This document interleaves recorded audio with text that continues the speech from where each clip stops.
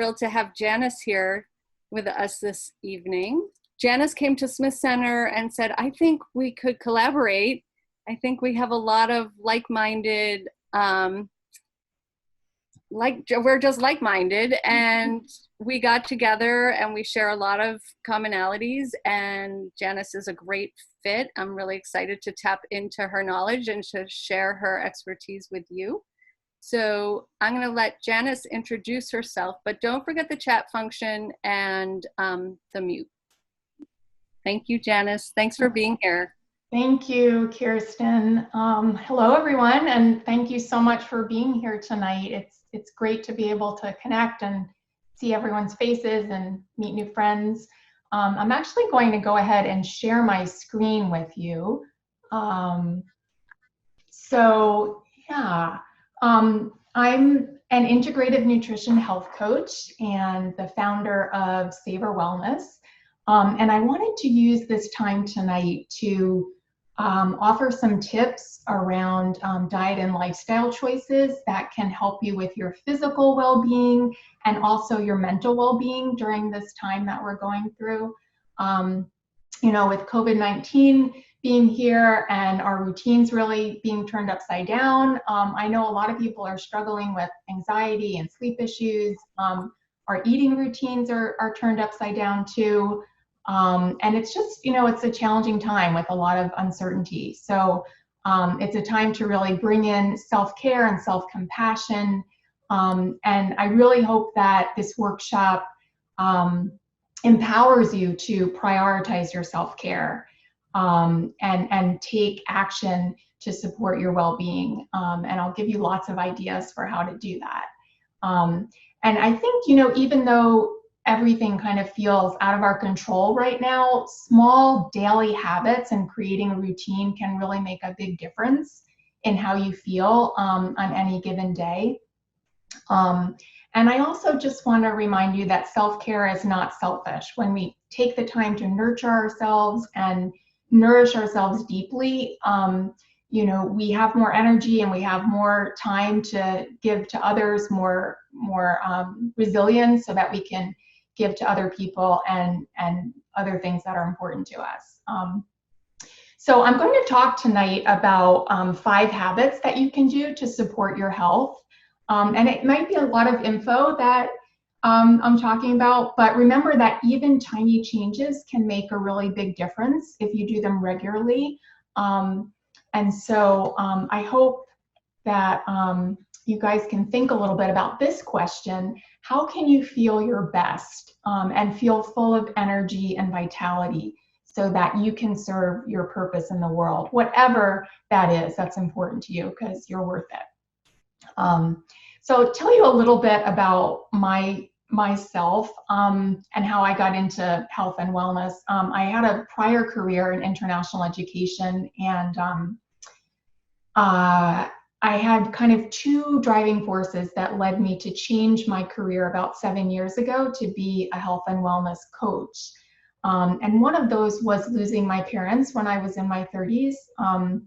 My mom passed away from heart disease, and my dad had cancer, multiple myeloma cancer.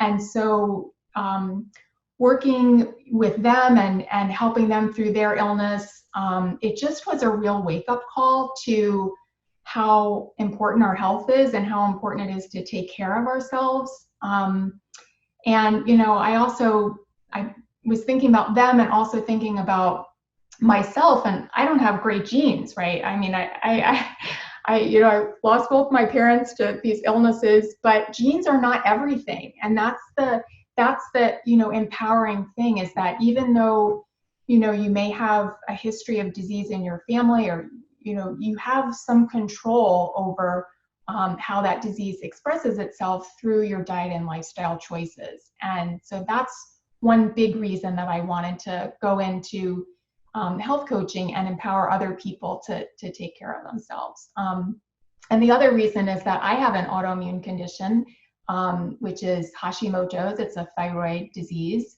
And the changes that I made in my diet and lifestyle really helped me to control my autoimmune disease markers and also how I feel. So those are kind of the two driving forces. And I've studied a lot of different dietary theories, but I'm very interested, particularly in my studies with Ayurveda, which help us to align our habits and behaviors with the rhythms of nature.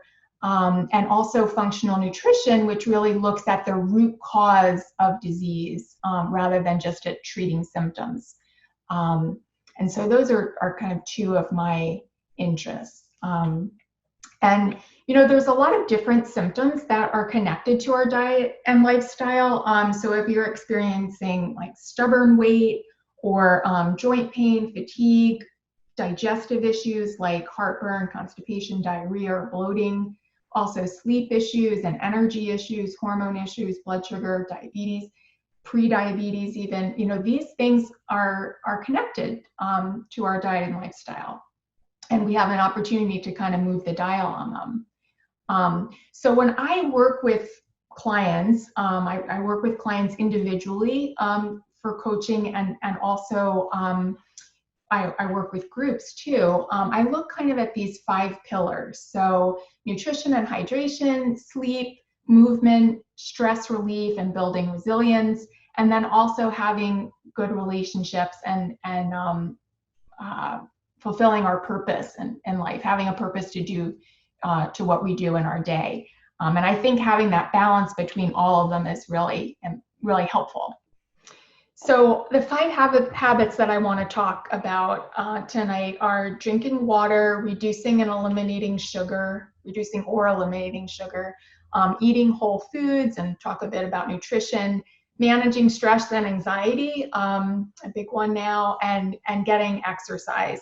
And of course, I also want to throw in that bonus healthy habit, which is optimizing sleep. I won't go into that. I could talk for a whole hour on that too, because I know that's an issue that comes up too, but we're just going to focus on those 5 tonight. And the first one, there we go, is to drink more water. This is, you know, a really simple thing that you can do to improve your health. Trying to drink 8 glasses a day of water, or about half your body weight in ounces, and trying to get clean filtered water as much as possible for that daily intake. And, you know, a lot of people find it hard in the winter and a little easier in the summer. It's hot outside. So, you know, starting by having a glass when you first wake up is a good idea. You're dehydrated because you haven't slept. I mean, you've been sleeping all evening and night, and you haven't had anything to drink. And also, when you're thinking about reaching for those baked goods, or you want to, you feel anxiety coming up and you want to go grab a snack, also just think, are you hungry or thirsty? And often what you can do is just have a big glass of water when you're feeling snacky. And often that can take a craving and shift it. And your body is made of 70% water. So that's one thing you can do to really, very simple thing that can support your health. So the next thing is reducing or eliminating sugar. And as some of you shared, we all know sugar is bad for us, but it's everywhere. And especially being home with the pandemic and the baking crazes that are going on, it's hard to put it into practice, to eat to reduce it or eliminate it. So I hope this inspires you a little bit. Would anybody like to share, just maybe one person, what's your favorite sweet and any side effects that you notice from eating sugar?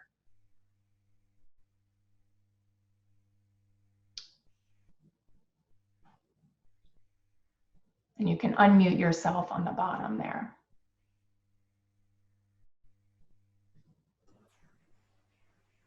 Oh, I like chocolate, like a lot of people, and I don't see any side effects, so I see no reason to stop it.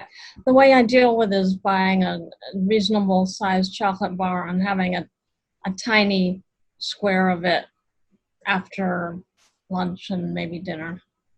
It seems pretty modest to me. Okay. Yeah.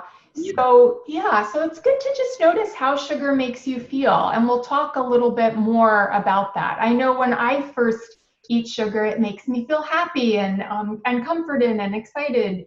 And then often I crash. I really notice that my energy crashes, and it also interferes with my sleep. Those are the two biggest things that I notice. Um, so, is sugar addictive? These are the two definitions. Even a small amount causes the desire for more, and that's absolutely true with sugar, right? You have it one day and you want it the next day, the next day, the next day. And also the other definition, if you suddenly quit, you'll see withdrawal symptoms like headaches, mood swings, cravings, fatigue, things like that. So when you eat excess sugar, the first thing that happens is that it's stored as fat in your body. And also, aside from making us fat, it also makes us sick. And we have like a lot of different conditions that we see when we continue to eat sugar. All sorts of chronic illnesses are linked to the consumption of sugary, refined, processed foods. And I see in my practice so many people dealing with pre-diabetes and diabetes, and you can actually get a warning sign of your blood sugar going up, when you're eating a lot of sugar too. So what do you guys think? How much sugar does the average American consume per year? If you had to throw out a number, what would be, how many pounds would you say?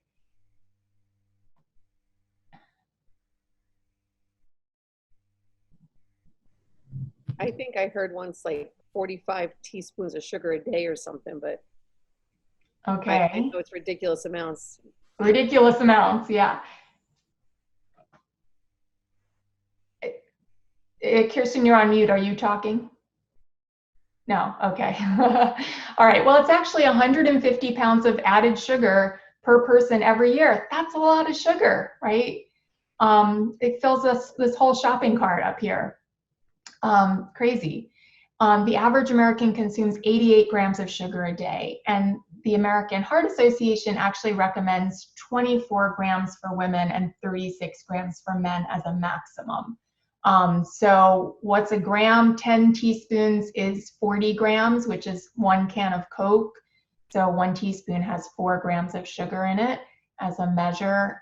So just with 1 can of Coke, you're way over what you should be eating. And also we see sugar everywhere. It's not just in the baked goods and the desserts that we eat. The food industry puts sugar in everything, in breads and in condiments and peanut butter, baby food. We're getting babies hooked on sugar from a very young age. Of course, cereals and vegetables. I mean, that just is kind of mind-boggling, right?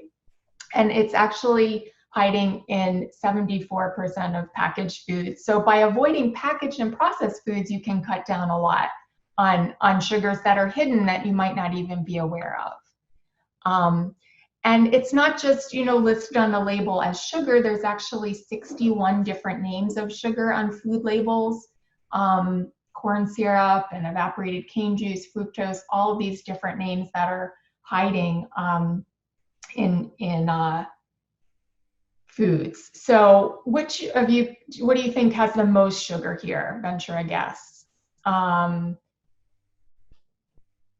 It's actually the Frappuccino. So with 46 grams or 10 teaspoons of sugar, it's like, wow, that's a big sugar bomb. And the donut, which is the dessert, is actually the least here. And of course, I hope all of you are drinking water as your preferred beverage, because this visual is just a great reminder of how much sugar is in other beverages. And a good rule of thumb, if you're reading food labels, is to avoid food with more than 10 grams of sugar per serving. Anything over that is really in excess.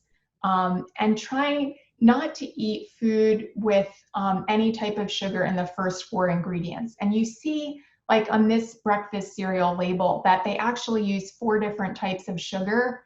so that they don't have to list sugar as the first ingredient, because companies are required, right, to list the ingredients by order of volume. So if they add all these together, that would probably be, sugar would probably be the number one ingredient here. So what happens when you eat sugar, right? First, of course, it makes you happy, your blood sugar spikes, right? You get a little bit hyperactive, and then you get that blood sugar drop. So a lot of you guys, might notice the 3 p.m. crash after you have a snack of something sugary, and then, also causes irritability, fatigue, things like that. So how do we stop this roller coaster? Because sugar is so addictive, right? It's really hard to break a habit, especially when it tastes so good. I think the best way to do it, and I've seen this with many, many people, is just to break the physical and emotional addiction by eliminating it 100% with a 2-week cleanse. And you may have a little withdrawal symptoms in the beginning, but you get over that addictive cycle after 2 weeks, and you really start to reset your taste buds. So, there's so many wonderful summer fruits out now. We've been enjoying cherries and mangoes and peaches, and you actually taste a strawberry after you stop eating like cakes and cookies and so much refined sugar, and your taste buds are reset. The fruit and even vegetables, will start to taste sweeter and your taste buds actually change. And then, after the cleanse, to really try to focus on eating natural sweeteners. And if you're doing baking, while you're home, more baking with natural sweeteners is, a good way to help reduce the refined sugar. And, other snacks you guys can be choosing, at home. Like I like apple and peanut butter, or celery and almond butter is a great snack. And a handful of nuts. This will keep your blood sugar balanced, to have a little bit of fat, fiber, and protein in a snack, rather than what the sugar is doing, which is spiking your blood sugar and then crashing. So having a little fat, fiber, and protein together will give you kind of an even boost of energy, and then kind of gradual fall instead of a big spike and fall. So some things you can do around sugar. Test your fasting blood sugar and know what it is. It should be between 70 and 85. And once it starts creeping up, you're not going to be diagnosed with diabetes till way later, but once your sugar's over 85, you can start to see that, you really need to take control of your eating in order to balance your blood sugar. Also read food labels, and enjoy sweetness, because sweetness is so important to have in our meals. Enjoy that in whole fruits and sweet vegetables. Other things to do, avoid refined sugar and also artificial sweeteners. I see, some of my clients come to me and say, I'm not eating sugar at all, but I see what they're eating has aspartame or some other artificial sweeteners, and these are actually worse for you than sugar, and they can cause a unbalanced gut bacteria, and also just leaves you wanting more sweets because you're not getting any calories. So really want to avoid those artificial sweeteners like the plague. And then try a 14-day cleanse, and I'll talk a little bit about at the end a little bit more about this program that I'm leading coming up, which includes getting off sugar for 2 weeks. And you will reset your taste buds and break the habit. So just, I've had like 1,000 people do this program, and one person experienced, without sugar and gluten, I experienced so many positive results from the cleanse. I learned a great deal about cooking with vegetables. I benefited from having the meal plan and following it. I lost 5 pounds. I feel less bloated. Bags under my eyes gone. Skin is brighter. Energy and mood are more even. And I feel proud and confident and inspired to stick with healthy habits. So I've seen so many people, like just in 2 weeks, you have a lot of opportunity to change how you feel. I've seen so many people with clear up lots of symptoms and feel great. So that's the second habit: drinking water, reducing sugar. And third is eating whole foods and focusing on increasing vegetables. So whole foods, of course, are foods, natural foods that kind of God intended, that come from the earth: whole grains, fruits, vegetables, beans, legumes.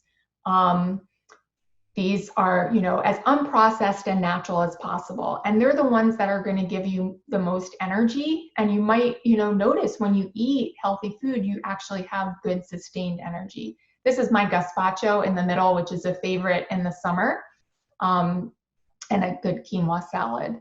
And these are some of the things that we eat in the cleanse. And then, trying to reduce or avoid unhealthy fats and oils. So highly refined oils like vegetable oil, canola oil, and of course trans fats and things like that you want to avoid. And sugar and refined carbs, as we talked about. Processed foods, Michael Pollan, the great food writer, says if it was made in a plant, eat it. I'm sorry, if it was made in a plant, don't eat it. But if it comes from a plant, eat it. Such a kind of good piece of simple wisdom.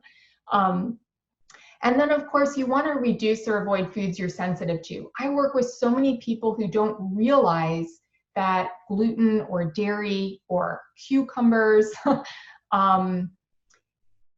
you have somebody waiting here, that, some food is causing them a reaction in their body. And gluten and dairy are two of the top inflammatory foods. And we remove those during the cleanse. And it's amazing how people can see a difference. I've seen like hip pain go away, congestion go away, anxiety go away. One client I'm working with now says she got her life back because she had a gluten sensitivity. So also factory farmed meat, if I always encourage people to eat as many plant foods as possible, but if you are eating meat, to eat meat that is naturally pasture raised rather than factory farmed meat, which has a lot of hormones and antibiotics and a lot of other issues surrounding it. So we want to focus on increasing those healthy whole foods. And I'm going to encourage everyone, I hope you have a glass of water, take a drink of water with me. Focusing on increasing healthy whole foods like your vegetables.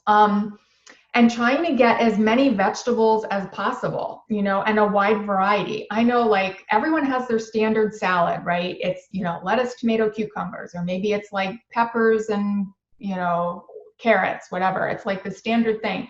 But the more we can get diversity and really increase our vegetables, and we really increase the nutrition that's available to us. And of course, fruit, and this is like the best season right now to have, fresh fruit. We've got so much, so many wonderful things, and you can get your sweetness from, I've been eating Rainier cherries and nectarines and, delicious. Those are going to give you a lot of phytonutrients, a lot of plant nutrients, vitamins and minerals. So really important for your immune system too, to be including all those fruits and vegetables with vitamins and minerals in them and phytonutrients, right? And then we talked about what fats to exclude, but focusing on including healthy fats. And a lot of people, these last few decades have avoided fat like the plague and replaced it with sugar. But focusing on eating healthy fats like avocado, olive oil, nuts and seeds, these are all really supportive for your body, for your hormones, for your heart, for your brain, good to include. And of course, eating complex carbohydrates that have fiber in them as well. So, your whole grains like brown rice and quinoa, And beans, legumes, vegetables are going to be your complex carbs. So carbs are not evil, right? We want to eat those complex carbs, not the refined carbs. And of course, healthy protein, and your vegetarian proteins are going to be, you know, your nuts and seeds, legumes, beans, tofu, tempeh. If you're eating animal products, then, you know, eggs would be a vegetarian but not vegan protein. And then, you know, if you're eating meat, then to choose, you know, pasture-raised meats from a local farm that you could get at your farmer's market, but really trying to emphasize those plant-based foods. And I like to think about this not as being on a diet. Like, I just, you know, I never want to talk with anybody about being on a diet. Like, that's not sustainable, because food is really delicious, and it's the way we come together, it's the way we connect, and it's, you know, it sustains us, and we want to be able to enjoy good, healthy food together. So we don't want to focus on what we are giving up. We want to focus on what we get to eat, and just reframe your thinking there. Look at all this delicious, creative, alive, healthy, wonderful food that I get to eat. And I call that concept crowding out. We kind of crowd out the bad stuff by refocusing our attention on what we get to eat. And a few tips I have for, you know, for choosing wisely. Buy foods that with 5 ingredients or less. So if you go to the produce section, you know, and you pick up a kale or an orange, whatever, that's just 1 ingredient. Those 1 ingredient foods are the best foods that you can get. That's, you know, definitely a whole food. But of course, you know, we're going to buy some foods that are manufactured in a plant, you know, canned beans or a tomato sauce, but, you know, looking for things that have 5 ingredients or less. You know, reading your food labels, and I always say, like, if your grandmother wouldn't recognize what's in the food, if it's a long artificial chemical name, you know, put it back. And of course, trying to shop on the outside aisles of the grocery store. That's where most of the fresh food is. And there are, you know, tens of thousands of food products that are manufactured, and they're mostly in the center aisles. And of course, you know, eating seasonally. So in my cleanse, I run this whole foods cleanse 4 times a year, and I have a different seasonal recipe book for every cleanse. So I change what I'm eating during each season. And this really helps to keep your body balanced and in sync with nature. So I tell you, I do not touch a tomato in the winter.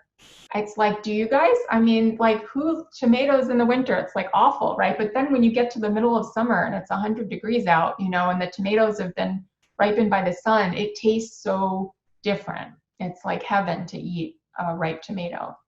So, you know, changing what we eat through the seasons and going to shop in your farmer's market is the best way. Even now during COVID, you know, you can go to the farmer's market and get what's in season, and that's the best way to really nourish your body. And then as we move into fall, you know, getting into those squashes and the pumpkins and those wonderful fall foods. Of course, choosing foods that are colorful. So if you always try to include all of the bright colors of the rainbow, you're like, this is one of the favorite salads in the summer cleanse, which is a black bean, corn, and avocado salad with a cumin lime vinaigrette. It has, you know, black and green and yellow and red, and the more color you're getting, the more nutrients you're going to get, because each of those colors represents different phytonutrients. So always take a look at your plate. Really simple, you know, are you eating a lot of whites and browns? Or are you eating a rainbow of colors? That's just a really easy kind of way that I like to tell kids too, you know, to just eat lots of colors. And then, of course, trying to focus on organic. I'm sure you guys know this, you know, a lot of you have survived cancer, and trying to get pesticides, insecticides out of our food supply, and eating organic food as much as possible will help you stay nice and clean. Other tips, cook more at home. Well, this is easy now because we're at home all the time. So we're doing that by default. But, of course, eating out, we don't really know what's in our food. So we actually have an opportunity now. I know it's hard to be at home so much, but again, if we kind of reframe our thinking about what opportunities are here during COVID that we didn't have before, one of them is the opportunity to cook more at home and to buy fresh foods and know what we're eating, know all the ingredients that go into our food, and making sure that those are ones that nourish our body. And also a little bit of planning goes a long way. If you take a little time to plan on the weekend and plan your meals in advance, choose 3 or 4 recipes, and stock your pantry with healthy food, that's really going to set you up for success for the whole week. You make really good choices at the grocery store once, and then you've got healthy food and a plan for the week. And I can't tell you how many clients have said, wow, this is so simple. It's not rocket science, but when you actually start to do it, it's really helpful. And you feel good about how you're eating. So some other tips, we talked about varying your diet. Also just, developing a list of 10 healthy recipes you love. A lot of people come out of my 2-week cleanse and they, I have more than 70 recipes in there. And I tell them, mark the ones that you really liked, put it on your fridge, so that you have this repertoire. And then I have them do it for each season, so you have 10 summer recipes and 10 winter recipes, and you start building a collection. And then also keep healthy food within easy reach. Very simple thing you can do. Keep a bowl of fruit on the counter, or if you chop up celery to have with your almond butter, or apples to have with peanut butter or something. Keep those front and center in the refrigerator, so that the first thing you see when you open the refrigerator is the healthy options. So, we already talked a little bit about this. Think right now, what is your biggest challenge with healthy eating, and how you can shift that. So the fourth habit I want to talk about, and this is, I know, a big one right now, is reducing stress and anxiety by activating the relaxation response. So the basic thing, of course, we all know stress is going to be there. We stress about our health. We stress about going back to work, stressing about the state of the world, our families. There's a lot of anxiety right now. And this is, it's natural that these stressors are coming up. But if we activate the relaxation response, we can actually, activate the parasympathetic nervous system. So when we get stressed out, the sympathetic nervous system gets activated. That's our fight or flight.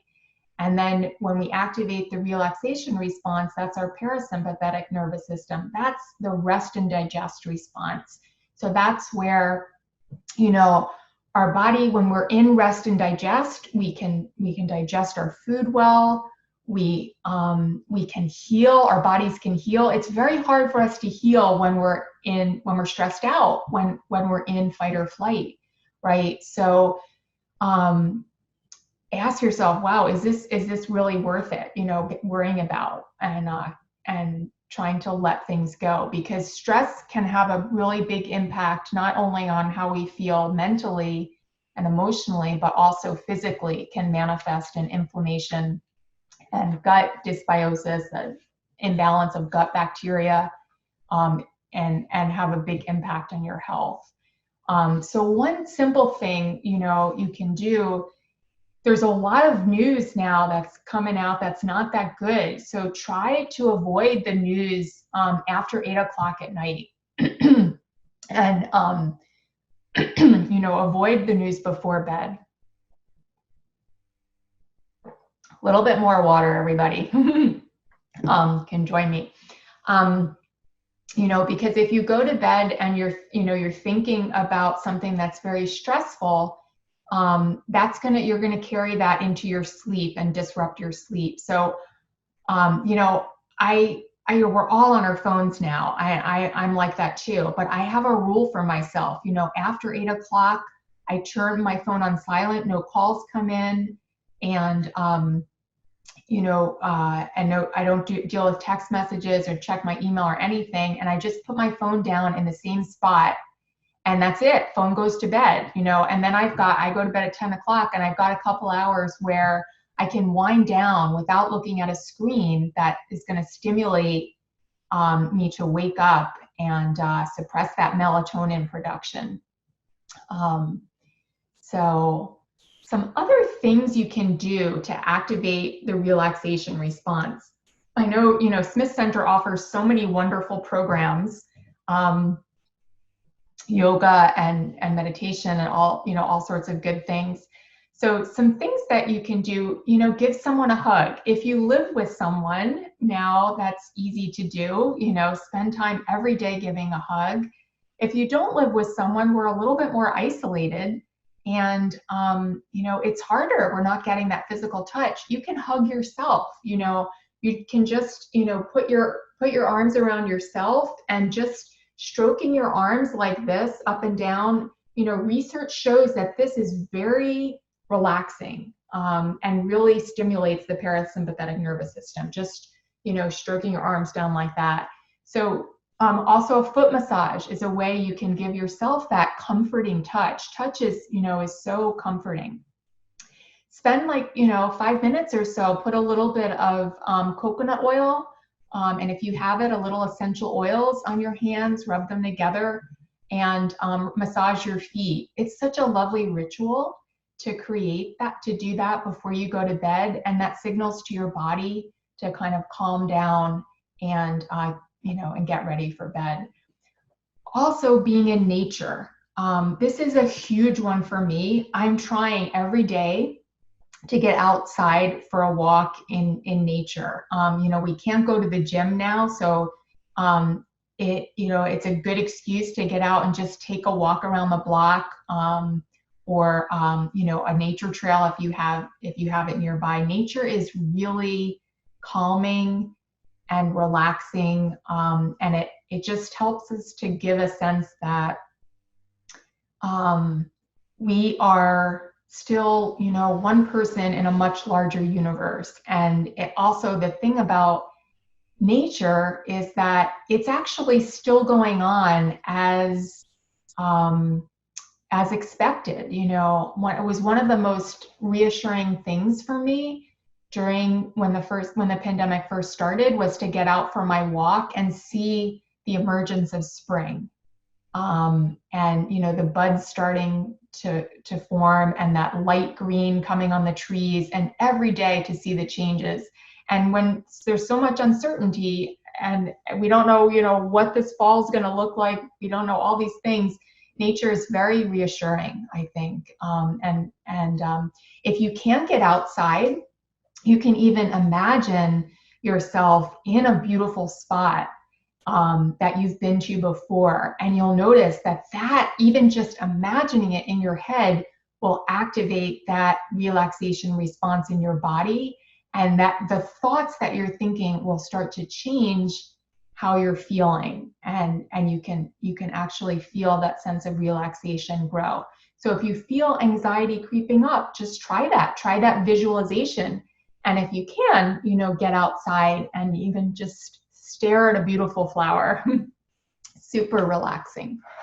Of course, doing yoga is wonderful, and doing anything creative like art or doodling, journaling, is a great way to express your feelings and get what you're thinking out on paper, so that you don't need to think about it. Or if you can draw it, it gets it out of your system so that it stops cycling and you stop ruminating about it. Can really be helpful. The loving kindness prayer, if for yourself, you can say, may I be happy, may I be healthy, may I be well, is very calming too, to say this beautiful wish for yourself. Or you can say it for other people too. And you don't have to say it out loud. You can say it in your heart. It feels so good to have that compassion for ourselves and also for other people. May you all be healthy. May you be happy. May you be well. May you feel safe. You know, it feels really nice to think that and say that. And also, you know, taking time to be intentional with connecting with friends. You know, we're all kind of, you know, at home now, and it's, you know, it's hard not to be connected the same way. But, you know, there's also a lot of research that shows even getting on Zoom when it's a live connection and we're all here together at the same time in the same space, our energy is connected, you know, so even that can be really helpful. And so, you know, taking the extra effort to reach out to your friends and family now is great. Of course, meditation is helpful. You know, as I said before, like, this is an opportunity to kind of reframe how we're thinking about COVID and our self-care. We're in a really challenging situation right now. So we can think of it as an opportunity for new habits and a fresh start. You know, maybe like, well, Kirsten was saying earlier, she has more time for exercise because she's home. So what is it about being home now for you in your situation that allows for something new? You know, maybe my gosh, there's like all of these online classes now for exercise or yoga, meditation, things like that. So we can start to establish new habits and just have a fresh start, right? And we'll do that in the cleanse program too. It's like a fresh start with new habits. And another new habit that you might do is to just say what you're grateful for. My husband and I do this every night before dinner. For probably about 7 or 8 years. It's just like a habit now. Before we eat, first I take a picture of the food because I'm always taking a picture of my food. And then we do gratitude and we both share something new, what we're grateful for that day. And that practice of sharing what we're grateful for really activates that relaxation response. It turns anxiety upside down. Instead of worrying about what we can't control, we think about what we have. Right now, we're safe. Right now, we have shelter. Right now, we have some connection, you know, and that you start to think about what you do have and reframe your mind around it. That can be really helpful to calm the body and activate relaxation. So I would invite you, you know, to try this new habit of starting your day with 5 minutes of silence or meditation. And if you guys have not used this app yet, the Insight Timer app is one that I really recommend. Been using it myself and with clients for a long time. It's a simple meditation app. It's free. It has a bell on it, so you can set the timer for 5 minutes or however long, and it has a beautiful bell, and then it rings when you're done.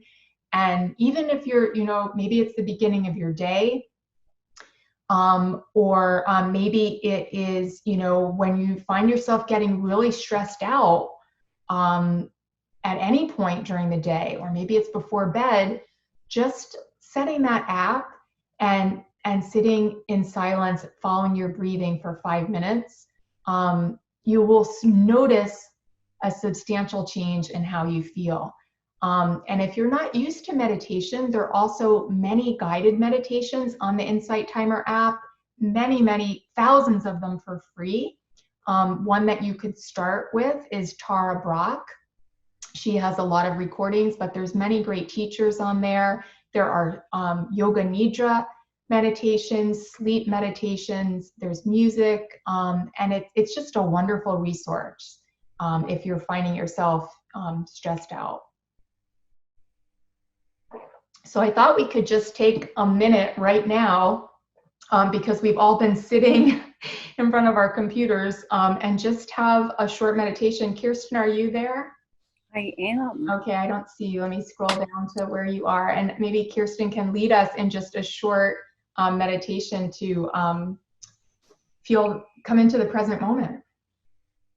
I'm happy to do so. Thank you. So I'm going to ask everybody to get comfy in your seat. Maybe sit up a little bit taller, though. It really helps with breathing to sit up taller and to be more present. And if you're comfortable closing your eyes, I invite you to close your eyes. Otherwise, you can just gaze down towards your lap or at your table. And we'll just take a few minutes here. So I invite you to bring your awareness to your breath. And let's start for a moment and not change anything, just noticing our breath. So is it shallow?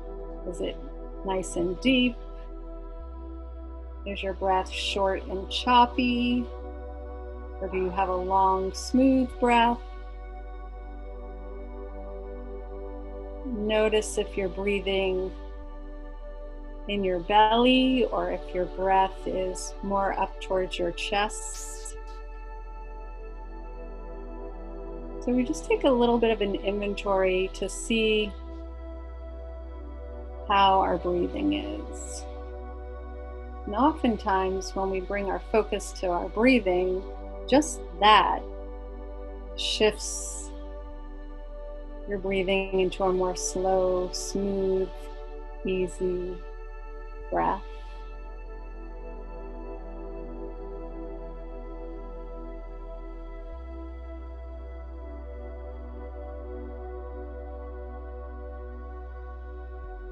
So I thought we would do the 3-part breath since Janice had that listed.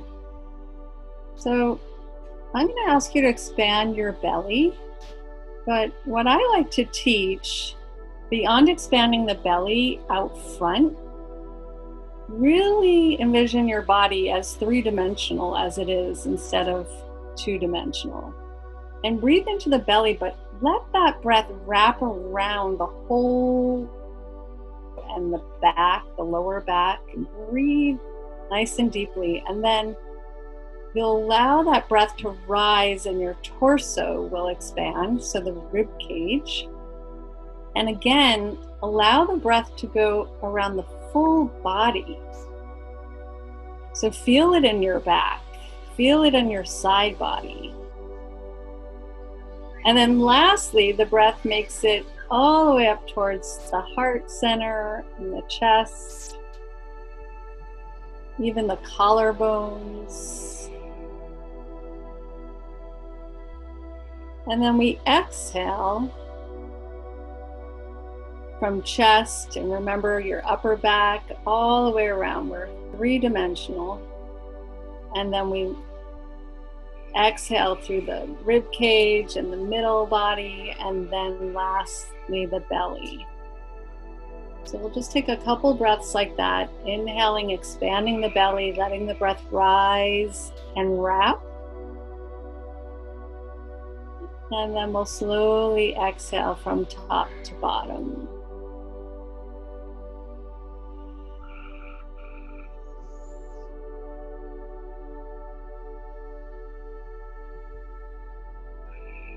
As you're breathing and you're bringing more attention to breathing more slowly, you always want to make sure you stay comfortable. You don't want to hold the breath longer or extend your exhale or your inhale to the point where it brings tension or anxiety. So find what length of breath and depth of breath works for you, that soothes you, that makes you feel warm and peaceful.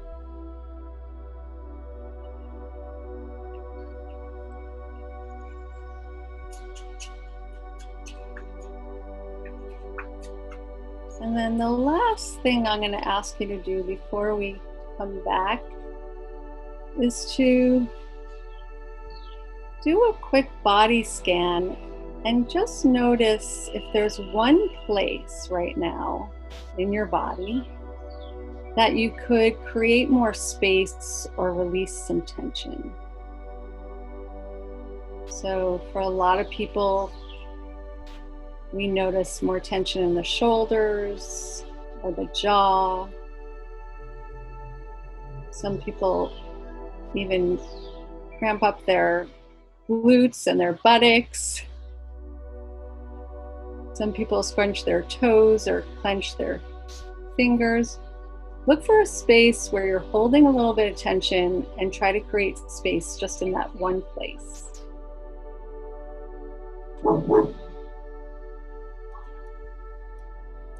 And then we'll take one more deep breath. And this time I'm going to ask you to open your mouth and exhale, and you can let out a sigh.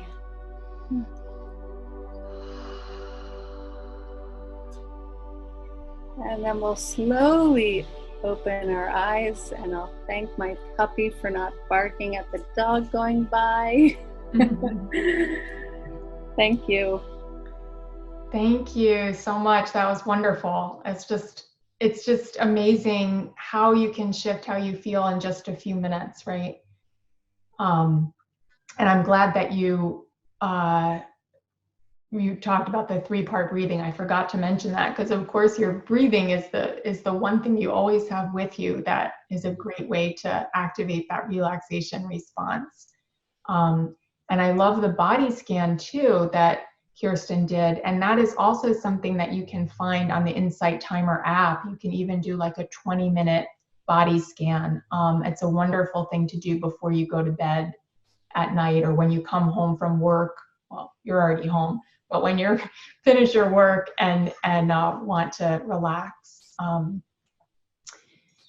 So great. So the 5th habit is to move your body, because we all know how important exercise is in maintaining healthy blood sugar levels and supporting insulin and controlling weight and just making us feel good mentally, emotionally.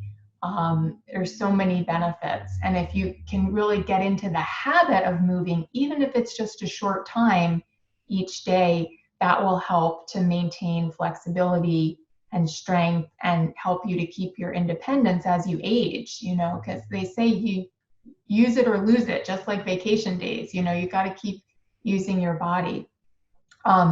So I don't know about you guys, but I've been getting some Zoom fatigue lately, and I'm hearing from other people too. I talk to my clients on Zoom during the day, and I'm doing a lot of Zoom meetings. That's all our social interaction. So, it can help to just get up, even, we do a little bit right now and just move a little bit. And you can do this when you're on any of your Zoom calls. And I'm just starting with 5 minutes a day. So even right now, if you could just take a tall seat and stretch your left hand back over your chair and turn toward your left. And then you can just feel that lovely stretch. And again, turning toward your right and putting your right hand over your chair, and your left hand on the arm of the right chair and turning to the right. And then if you'd like, just standing up for a minute and standing up for a minute and just raising your hands all the way to the sky and pretending that your fingertips can touch the clouds, standing on your tiptoes and raising your calves stretches out your legs. And just a few of those calf raises, you can feel the tension release in your legs. And then clasping your hands together, leaning over to the left side as you feel the stretch up your right side. Continuing to breathe, coming back to center, leaning over to the right side and feeling that nice stretch up your left. Continuing deep, full breathing. And then shaking your hands out, just feeling the energy, the prana, come into your hands, your arms, starting to, nope, don't worry, we can't really see your faces on Zoom, so you don't look silly at all.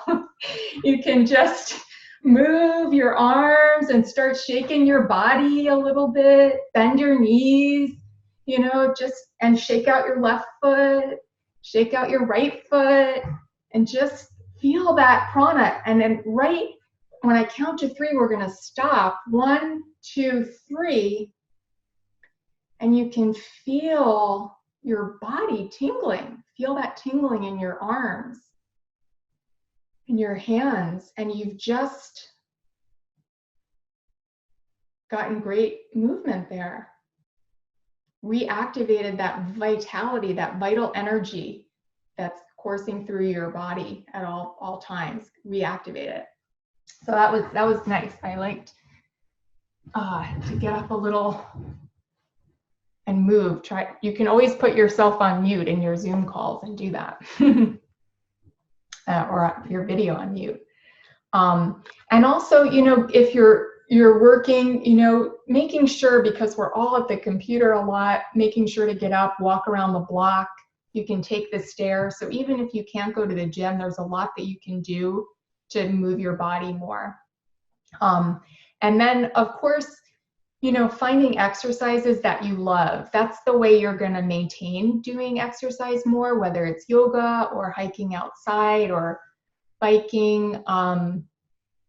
You know, there's actually many great free exercise classes now. I've been using Down Dog, the Down Dog app. I don't know if anybody has tried that, but they have a series of apps that you can download. The Down Dog Yoga app, 7-minute workout app, and there's also doyogawithme.com has many free yoga classes. There's just so many out there right now. And of course, you know, exercise is very individual. It depends on your body, and, you know, your age, your physical fitness, your health condition. But if you're in good health, you know, to try to increase to getting 30 minutes a day of exercise at your level is a good thing to aim for. So just to review the 5 habits: drinking water, reducing or eliminating sugar, eating whole foods and increasing our vegetables, reducing stress and activating the relaxation response, and even just 5-minute, those little breaks, like Kirsten led us through 5 minutes of meditation, you can really feel a difference. It doesn't have to be meditate for 45 minutes, right? Moving your body.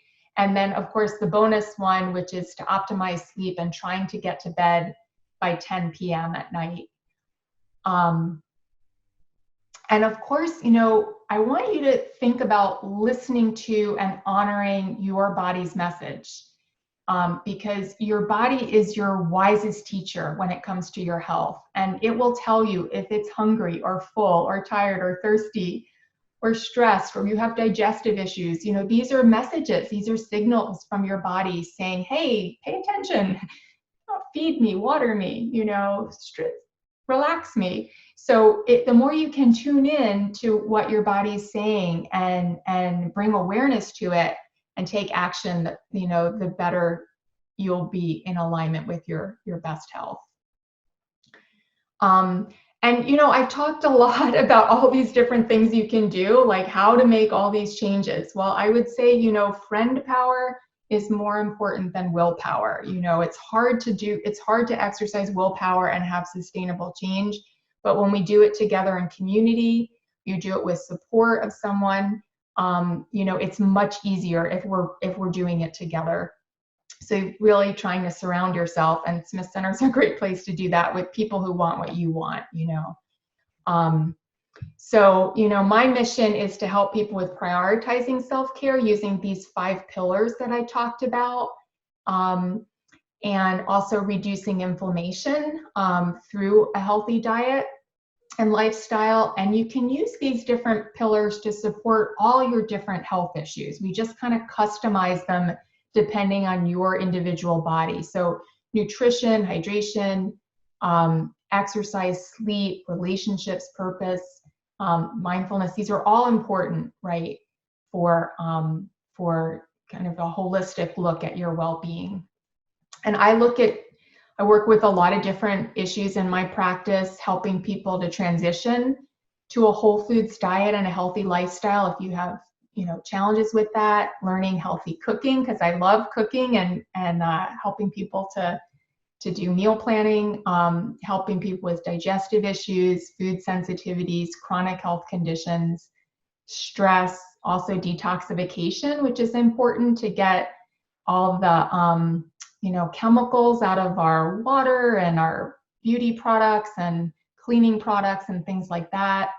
Also mindful eating, and most importantly, creating a compassionate and loving relationship with your body, because it carries us, wherever we go. So being loving and kind to it, and compassionate toward ourselves is really important. So a few resources I want to offer you guys to help you to begin to make, or to continue rather, to make changes. You're all on your own wellness journey. On my website, savorwellness.com, you can get a free whole food recipe book. Download that. If any of you are interested in individual coaching for your health and working with me to reach your goals over time, on an individual basis, I'm happy to talk with you for 30 minutes for free, about what your health challenges are and what your goals are, and see if I could support you. And then I also invite you into this summer cleanse that we're doing with Smith Center coming up soon, and I'll tell you a little bit more about that. And it's, it's all about kind of how to change your habits, because, as someone mentioned, like, we know what to do, but how do we actually change habits? And that's kind of where the cleanse comes in to support you in doing that. It gives you a structure to practice what I've talked about. So in the cleanse, it's actually 2 weeks where we really focus on intentional self-care for that period. We eat only whole foods, we eat seasonal foods, so a lot of summer produce is on the menu for this season. And we remove sugar completely, and gluten and dairy and processed foods, as well as alcohol and caffeine. And some people like to taper off caffeine. I know that's a big one for a lot of people. It's challenging.